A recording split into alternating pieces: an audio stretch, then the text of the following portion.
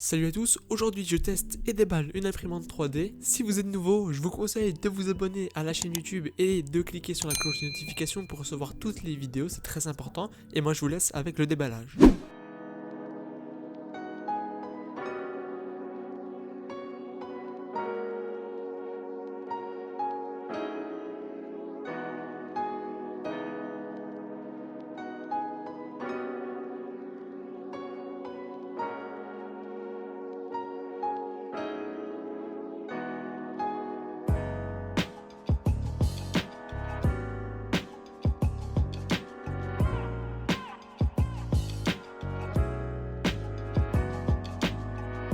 Une fois qu'on a déballé la machine, on va pouvoir la mettre en route. Pour commencer, je vais monter la partie où se trouve la buse sur la partie où se trouve le plateau qui bouge. Il suffit juste de faire passer les câbles dans un petit trou rectangulaire et ensuite clipser le reste de la machine à la base. Et une fois que c'est fait, vous devez visser les vis qui vont se mettre de chaque côté parallèlement pour permettre à la machine de ne pas bouger durant l'impression. Ensuite, je vais venir déballer le fil pour pouvoir l'installer. Pour ce faire, je vais venir fixer les deux parties blanches qui sont disponibles dans la boîte, c'est pour mettre le fil plastique autour et je vais venir le fixer à la machine grâce aux tournevis et aux vis qui sont fournis pour pouvoir les fixer directement sur la machine pour éviter que ça bouge. Donc ce que je fais ensuite, c'est que je viens prendre le fil PLA que je vais mettre au-dessus de la buse et j'appuie très fort pour que ça aille jusqu'au bout. Et ensuite, je vais mettre sous secteur la machine et je vais appuyer sur le bouton plus pour pouvoir lancer la purge du fil. Une fois que c'est fait, vous allez avoir du filament qui va commencer à tomber et le bouton plus va s'éteindre, ça veut dire que la buse est chaude et que vous pouvez commencer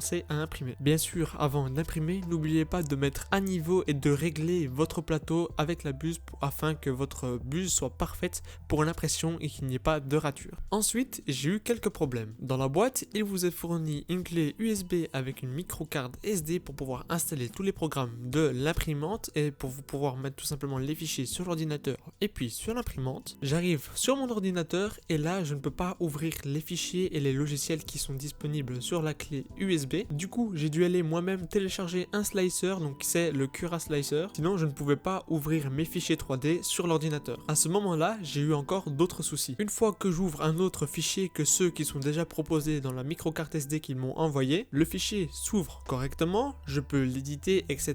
Je peux augmenter sa taille et toutes les options nécessaires. Sauf que quand je veux faire la découpe, ça ne fonctionne pas, vu que déjà l'imprimante n'est pas reconnue et n'est pas installée directement dans le logiciel Cura. Du coup, les presets ne sont pas les mêmes, il faut le faire manuellement. Du coup, comme je n'y connais rien en 3D, j'ai pas trop chipoté avec ça pour vous faire le test. Ce que j'ai fait, c'est que j'ai pris déjà les fichiers qui étaient existants sur la clé et j'ai tout simplement réouvert avec le logiciel Cura. J'ai fait cette fois-ci imprimer depuis l'ordinateur, donc j'ai dû mettre mon ordinateur à côté et là, l'imprimante a bien voulu démarrer vu que les autres fichiers, ça ne fonctionnait pas lorsqu'on mettait la carte micro SD directement dans l'imprimante. Les fichiers ne voulaient pas s'imprimer, elles se lançaient pas. Bien sûr, pour pouvoir imprimer directement avec l'ordinateur, j'ai dû mettre le câble USB qui était fourni avec de l'ordinateur directement à l'imprimante. J'ai donc décidé de choisir l'objet qui était une fusée directement disponible dans les fichiers de la carte du coup et je l'ai imprimé depuis mon ordinateur et je vous passe maintenant le timelapse.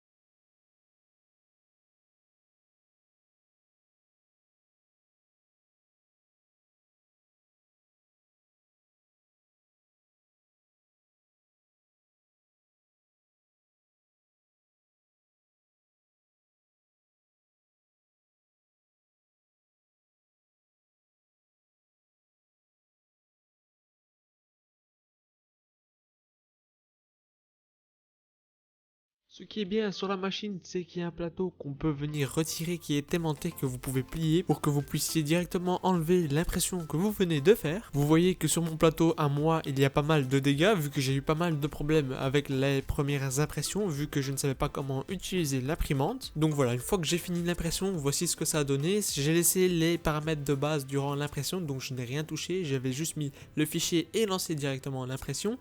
Ça a pris plus ou moins 50 minutes pour pouvoir imprimer le tout. Et vous voyez que ce n'est pas trop mal. Je vous rappelle encore une fois que l'imprimante coûte seulement 130 € sur Amazon. Concernant l'impression en elle-même, pour la base il y a eu quelques petits défauts, donc il y a quelques petites ratures, mais ensuite sur la fusée directement, les lignes sont très bien faites, il n'y a aucune bavure ni rien, donc j'apprécie la qualité de l'impression pour seulement encore une fois 130 € sur une imprimante comme ça de débutant. Et je suis très agréablement surpris de voir la solidité de l'impression malgré cette petite taille et qu'il n'y a rien en fait dedans à l'intérieur de la fusée, ça n'a pas été rempli. Donc voilà, ce sera à vous d'en juger dans les commentaires. N'hésitez pas à aller dans la description, je vous mettrai tous les liens pour pouvoir aller acheter cette imprimante. C'est la fin de cette vidéo, n'hésitez pas encore une fois à me dire tout ce que vous en avez pensé dans les commentaires si jamais vous voulez d'autres vidéos de ce genre. N'hésitez pas aussi à vous abonner à mon Instagram pour savoir quand je sors mes prochaines vidéos et n'hésitez pas à vous abonner à la chaîne et à cliquer sur la cloche des notifications pour recevoir toutes les prochaines vidéos. Et moi je vous dis à la prochaine, ciao.